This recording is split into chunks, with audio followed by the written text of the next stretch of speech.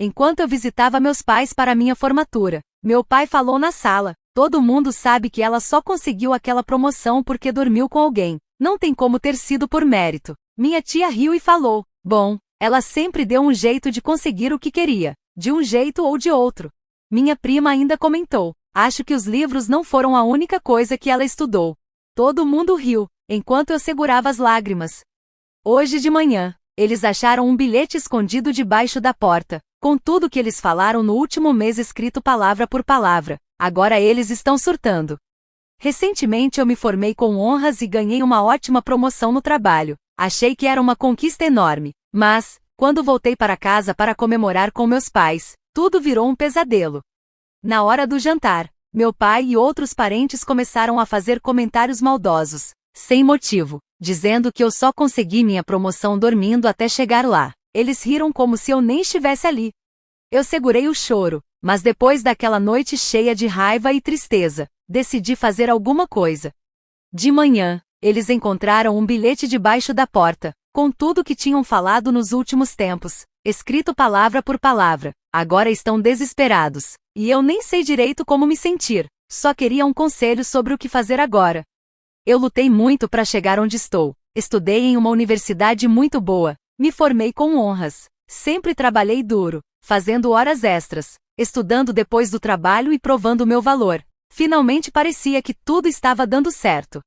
Na verdade, eu nem tinha planejado voltar para casa para minha formatura, não esperava muita coisa da minha família. Com o tempo, a pressão e o julgamento deles ficaram difíceis de aguentar. Mas fui, mais por tradição e para evitar que minha mãe ficasse chateada. Quando entrei na casa dos meus pais, senti aquele clima familiar, amoroso, mas também sufocante. O cheiro da comida da minha mãe estava no ar, o piso de madeira rangia sob meus pés, e a voz do meu pai ecoava de longe. Era nostálgico, mas não de um jeito bom. Sempre senti que precisava me encaixar no modelo que eles criaram para mim, e nunca consegui. Meu pai, como sempre, nem levantou para me cumprimentar, nunca levantava, só olhou por cima do jornal e voltou a ler, como se eu fosse só mais um móvel da casa. Que bom que você conseguiu vir, ele falou com aquela risada seca. A voz dele, como sempre, cheia de críticas escondidas, era aquele tom que fazia eu me sentir uma decepção, não importa o que eu fizesse. Mas eu não tinha voltado para ser humilhada, tinha voltado para comemorar, e não ia deixar eles estragarem tudo, pelo menos não ainda. Sim, tem sido bem corrido, eu disse, forçando um sorriso. Eu ia ficar calma, não importa o que acontecesse. O jantar foi tenso, minha mãe tentava manter a paz, me fazendo perguntas sobre o trabalho e a faculdade, mas o clima estava pesado, como se todo mundo estivesse esperando algo explodir. E quando o assunto foi minha promoção, eu nem imaginava o quão pior as coisas iam ficar. Tenho certeza de que essa promoção aí não foi conseguida só com trabalho duro, meu pai comentou, largando o garfo na mesa. O olhar dele era frio e a fala foi bem devagar, como se fosse de propósito. Vamos ser realistas, ele disse, todo mundo sabe como essas coisas funcionam, ninguém consegue as coisas por mérito hoje em dia. Senti meu rosto esquentar e minha garganta apertar. Minha tia, sentada na minha frente, riu como se soubesse de alguma coisa. Bom, ela sempre soube dar um jeito de conseguir o que queria, de um jeito ou de outro, disse ela, com aquela voz cheia de julgamento. Minha tia sempre pensou igual ao meu pai, achava que tudo que eu fazia tinha alguma segunda intenção. Eu estava prestes a me defender, mas meu primo Henry resolveu abrir a boca também. Cheio de confiança sem motivo, ele olhou bem nos meus olhos e disse: acho que os livros não foram a única coisa que ela estudou. Eu congelei. Parecia que a sala inteira tinha ficado menor. Todo mundo riu, minha tia, meu primo, até meu pai deu um sorrisinho. Mas ninguém me olhou de verdade, era como se eu nem estivesse lá. Me senti invisível, mas de um jeito ruim, como se eu fosse alvo de uma piada cruel. Acho que não, eu sussurrei, mas minha voz foi tão baixa que se perdeu no barulho das risadas.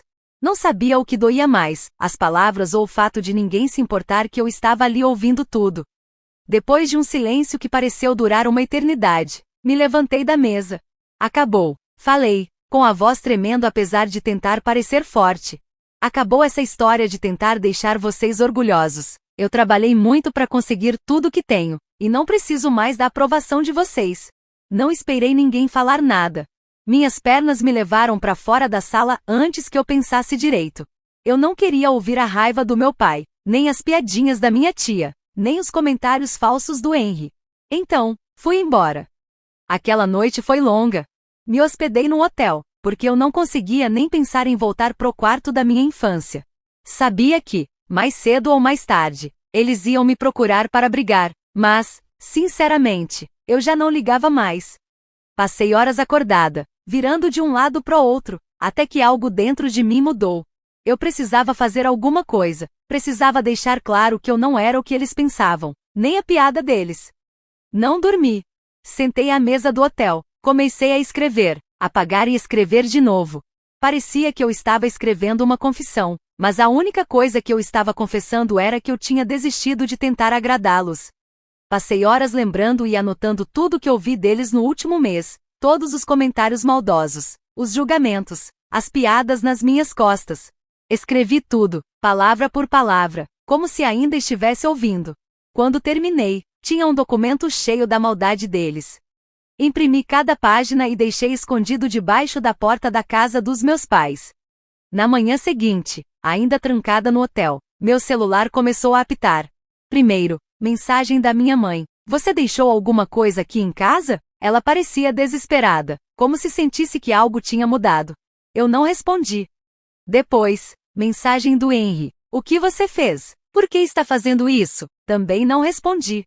Por fim, meu pai mandou uma mensagem. É melhor você se explicar. Isso não é brincadeira. A mensagem dele era fria e cheia de raiva. Mas eu não expliquei nada. Não devia mais explicações para ninguém. Deixei eles lá, se virando. Não sabia no que tudo aquilo ia dar, mas, pela primeira vez, senti que era eu quem estava no controle da situação. Fiquei no hotel mais alguns dias. Não queria voltar para casa. Era estranho como eu me sentia, ao mesmo tempo livre e assombrada pelo que tinha acabado de acontecer. Eu não achei que eles iam reagir tão rápido, mas quando acharam o bilhete, eu sabia que ia doer. Eu não era mais só uma criança que eles podiam ignorar. Eu tinha virado alguém que eles não sabiam como lidar, uma pessoa com limites, que falava o que pensava, sem medo de deixar ninguém desconfortável. Nos dias seguintes, fiquei um pouco mais tranquila. Talvez fosse a distância, talvez eu ainda estivesse em choque com tudo. Mas, no fundo, eu sabia, não dava mais para voltar a ser quem eu era. Não dava mais para ser aquela filha quietinha, que só queria agradar. Aquela versão de mim tinha morrido naquela noite, na mesa de jantar. No terceiro dia, eu voltei para casa. Quando entrei, a casa dos meus pais estava estranhamente silenciosa. O ar parecia pesado, tenso. Dava para ver que minha mãe e meu pai tinham passado os últimos dias tentando entender tudo o que aconteceu. Eu não esperava uma desculpa, mas esperava alguma coisa, qualquer coisa, pelo menos uma tentativa de conversa. Entrei na sala e lá estavam eles, meu pai, minha mãe, minha tia e meu primo Henry, todos sentados no sofá. Eles me olharam como se eu fosse um alienígena. A tensão era quase sufocante. Você fez mesmo isso, né? Meu pai falou, quebrando o silêncio. A voz dele estava mais fria do que nunca. O olhar era duro, mas vi um pouco de insegurança nos olhos dele. Era a primeira vez em anos que ele parecia não ter tanta certeza de si. Não sei o que você esperava, eu respondi, tentando manter a voz firme, mesmo carregando toda aquela emoção presa. Você acha que eu ia continuar aqui, aguentando insulto, suposição, ano após ano? Eu não sou mais essa pessoa. Minha mãe parecia que ia falar, mas parou, olhando primeiro pro meu pai. Ficou aquele silêncio estranho antes dela finalmente suspirar e olhar para mim. O que você quer da gente, filha? Eu não tinha uma resposta fácil. Parte de mim queria um pedido de desculpas, mas eu sabia que isso não ia apagar tudo o que aconteceu. As humilhações, os anos me fazendo sentir pequena, inferior. Então eu disse algo que nem eu sabia que queria dizer. Eu quero que vocês parem de fingir que tudo que eu faço é para tentar agradar vocês. Falei num tom calmo. Eu quero que vocês parem de me diminuir para se sentirem melhor com suas próprias vidas. Meu pai apertou os olhos, e minha tia se mexeu desconfortável no sofá. Mas eu não me importava. Não era mais sobre o conforto deles, era sobre eu, finalmente, me fazer ouvir. Henry olhou pro lado, todo desconfortável. Não sei se ele se arrependeu do que disse ou se só queria evitar confusão. De qualquer forma, eu não ligava para a opinião dele. Ele já tinha deixado claro o que pensava de mim. Você sempre foi difícil, meu pai murmurou, quase num sussurro. Foi a primeira vez que ele mostrou alguma fraqueza. Eu só queria que você fosse melhor, que fosse mais. Mas eu sou melhor, eu disse, sentindo a força nas palavras. Eu sou melhor do que a filha que você queria que eu fosse. E se isso não for o bastante para você? Então, me desculpa, mas eu não posso mais viver tentando atender expectativas que nunca vou conseguir alcançar. A sala ficou em silêncio de novo. Minha mãe olhava pro chão, sem saber o que dizer. Meu pai apertava o queixo, como se estivesse se segurando para não gritar. Dava para ver que ele queria se justificar, dizer que só queria o melhor para mim. Mas pelo jeito que ele me olhou, eu soube que ele sabia que eu estava certa. É difícil pra gente, minha mãe disse baixinho, com a voz tremendo pela primeira vez desde que eu cheguei. Sempre achamos que estávamos fazendo certo, pressionando você para ser a melhor, para ser perfeita. A gente pensou que, se insistisse bastante, você ia alcançar o que a gente esperava. Eu tô vivendo o que eu espero, respondi, respirando fundo. Eu não sou um espelho para refletir os sonhos ou os fracassos de vocês. Eu sou eu. Foi aí que o peso de tudo que eu tinha feito caiu sobre mim. Eu não tinha só deixado um bilhete. Eu tinha quebrado a base da nossa relação. Tinha mostrado cada pensamento não dito, cada comentário maldoso que eles fizeram comigo ao longo dos anos. Fazendo isso, eu tinha exposto toda a bagunça que já estava ali fazia muito tempo. Mas não tinha mais como voltar atrás. E eu não ia me desculpar por me defender. Se eles não podiam aceitar isso, talvez fosse mesmo hora de seguir caminhos diferentes. Eu preciso de tempo, falei depois de uma longa pausa, com a voz mais calma. Preciso de espaço para entender o que tudo isso significa. Não dá para continuar fingindo que tá tudo bem, quando não tá. Me virei para sair, mas antes que eu saísse da sala, minha mãe chamou. Espera, por favor, ela disse, com a voz mais suave. A gente não sabia que tinha te machucado tanto, não sabia como você se sentia. Eu parei na porta, de costas para eles. As palavras ficaram no ar. Eu já tinha ouvido coisas parecidas antes, desculpas, promessas de mudança. Mas eu não sabia se dessa vez seria diferente. Depois de tudo, será que eles realmente mudariam? Será que eles realmente entendiam? Sem pressa, mãe, falei, sem me virar. Eu não sei se dá para voltar a ser como antes. Nem sei se eu quero. Mas eu preciso de espaço para descobrir. E vocês também. Saí da casa. Pela primeira vez em muito tempo, eu não senti culpa. Não senti aquele peso horrível de ter que ser alguém que eu não era. Agora, eu tinha minha própria vida, minhas próprias escolhas, meu próprio futuro. O futuro da minha relação com eles? Isso ainda era um mistério. Será que eles tentariam mudar? Será que a gente conseguiria se acertar? Ou será que a distância só ia aumentar? As rachaduras da nossa relação eram profundas, e eu não sabia se dava para consertar. Para ser sincera, nem sabia se queria descobrir isso agora. As semanas seguintes foram silenciosas. Não teve ligação brava, nem visita surpresa, nem aquelas mensagens cheias de indiretas no grupo da família, que, na verdade, ninguém ligava muito. Parecia que todo mundo, de algum jeito, tinha concordado em deixar as coisas quietas por um tempo. Voltei pro meu apartamento em Chicago, um lugarzinho de 2 quartos perto da Logan Square, que eu tinha economizado anos para conseguir pagar. Não era nada chique, mas era meu. Um espaço onde eu podia respirar sem medo de ser julgada, sem ter que ouvir alguém criticando até a forma que eu dobrava as roupas ou dizendo que meu sucesso era só sorte. O trabalho me manteve ocupada. Ainda bem. A promoção veio junto com mais responsabilidades. Mesmo com a síndrome do impostor aparecendo de vez em quando, principalmente nos momentos de silêncio, eu me lembrava de tudo que já tinha enfrentado, não só no trabalho, mas na vida. Especialmente com a minha família. Se eu tinha conseguido sobreviver àquela casa, eu podia sobreviver a qualquer coisa. Ainda assim, nas noites silenciosas, quando a luz da cidade entrava pelas minhas cortinas e eu ficava sentada no sofá, de pernas cruzadas, com uma xícara de chá de ervas, meus pensamentos voltavam para eles, meus pais, minha tia Grace, o Henry. Eu lembrava dos rostos deles quando me viram depois de lerem aquele bilhete. Voltei a essa cena na minha cabeça mais vezes do que gostaria de admitir. Não porque eu me arrependesse, mas porque ainda era confuso. Eu não sabia se aquele momento tinha quebrado de vez nossa relação ou se, de algum jeito, estávamos sendo reconstruídos, aos poucos. Foi no segundo sábado depois que voltei para casa que recebi um e-mail inesperado. Assunto: podemos conversar? Era do Henry. Eu fiquei olhando pro e-mail por uns 5 minutos antes de abrir. Ei, eu sei que fiz besteira. Fiquei pensando no que aconteceu e... eu fui um idiota. Não vou tentar explicar nem justificar. Eu só fui na onda dos outros e agi como um babaca. Não pensei no quanto a gente tava te machucando. Eu só queria dizer, desculpa, de verdade. E se você quiser conversar, tô aqui, sem pressão. Só queria deixar isso claro. Eu não respondi na hora. Não porque eu não tivesse gostado do pedido de desculpas, mas porque eu precisava pensar. Henry sempre foi do tipo que só seguia o que os outros faziam. Quando meu pai me criticava, ele ria. Quando minha tia Grace zombava de mim, ele ajudava a piorar. Ele nunca teve coragem de ser diferente, só seguia a maioria. Mas talvez esse e-mail fosse o primeiro passo para ele mudar. Talvez ele estivesse cansado de ser apenas um eco dos outros. 2 dias depois, recebi uma carta de verdade, escrita à mão, da minha mãe. A letra dela era caprichada, como se ela tivesse escrito primeiro a lápis e depois passado a caneta. Tinha algo sério naquela carta, como se o papel todo carregasse o peso da culpa dela.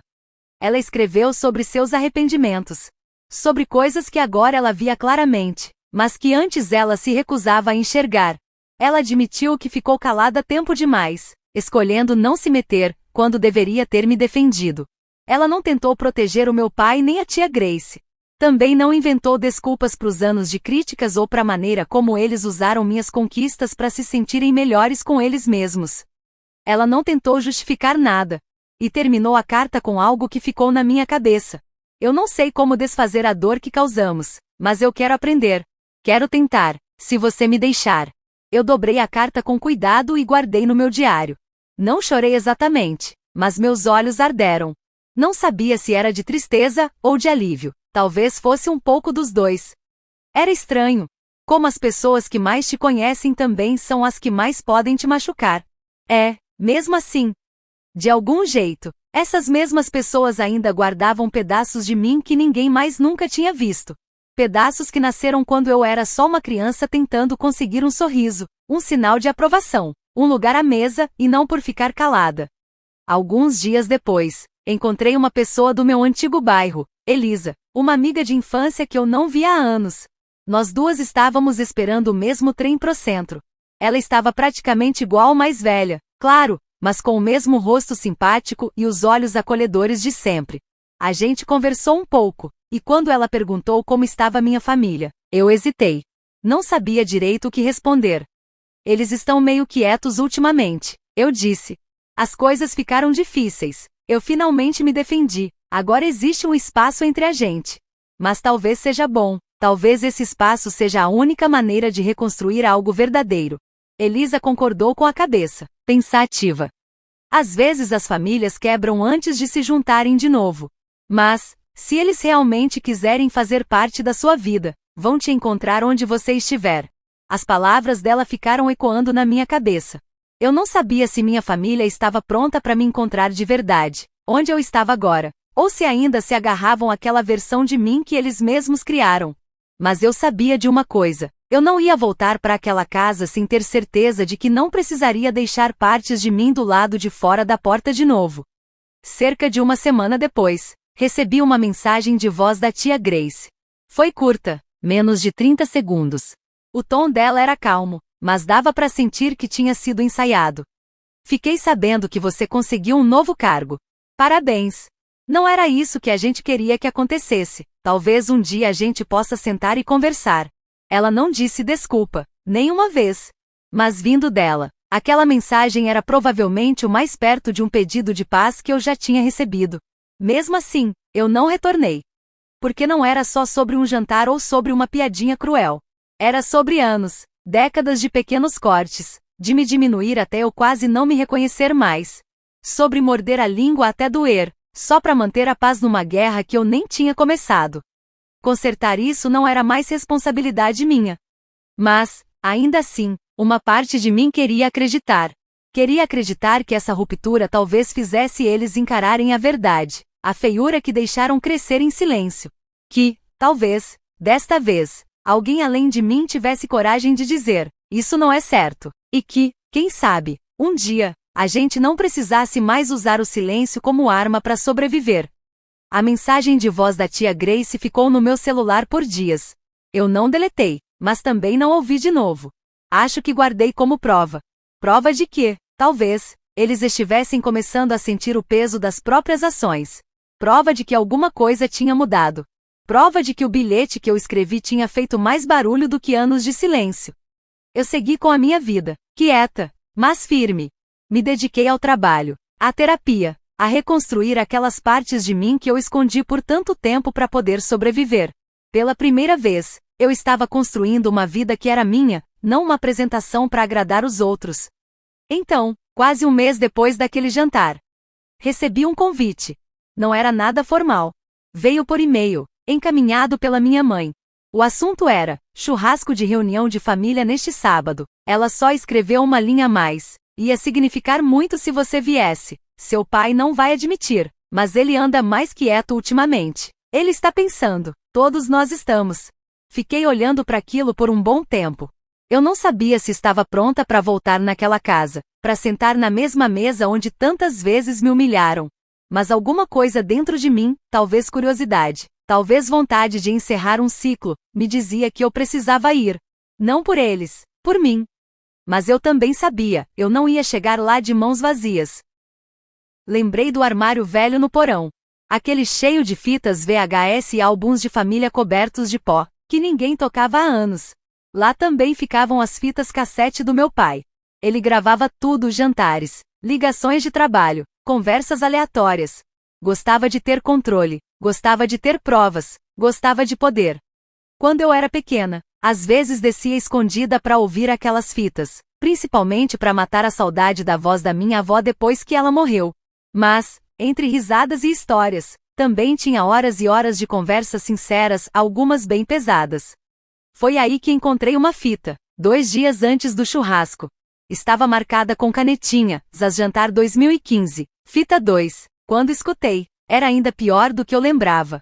Meu pai não só soltava comentários machistas, ele fazia discursos inteiros, zombava de mulheres que queriam liderar, ria de um primo que tinha acabado de entrar na faculdade de Direito, e ainda soltava: garotas como a minha só servem para serem vistas. Eu digitalizei a fita, limpei o áudio e coloquei tudo num alto-falante Bluetooth que escondi na minha bolsa. No dia do churrasco, fui vestida da forma mais arrumada e segura que consegui. Não por eles, por mim, era a minha armadura. Levei cupcakes caseiros, a mesma receita que minha avó fazia, aquela que eu nunca pude levar para a escola porque minha tia dizia: nossa família não faz bolinho de receita comum. Quando cheguei, todo mundo percebeu. Mas ninguém falou nada no começo. Só alguns olhares, um meio sorriso da minha mãe. Que bom que você veio, disse meu pai, finalmente. Para ser justa, ele falou sem o tom cortante de sempre. O jantar foi servido lá fora. A noite estava agradável, daquelas que quase te obrigam a ter esperança. A conversa foi meio estranha, mas civilizada. Pela primeira vez, ninguém perguntou do meu trabalho ou da minha vida pessoal com aquele olhar de julgamento. Ficaram neutros e, vindo deles, isso já parecia um gesto de gentileza. Depois da sobremesa, peguei o alto-falante da bolsa e coloquei na mesa do quintal. Trouxe uma coisa. Falei: calma. Todo mundo olhou para mim. É uma gravação de família, continuei. Uma das fitas antigas do papai, do Natal de 2015. Vi meu pai se enrijecer na hora. Olhei nos olhos dele. Você lembra do que falou naquela noite, né? Você gravou tudo, estávamos todos lá. Apertei o play. No começo só dava para ouvir o som de pratos batendo, risadas, uma música de fundo.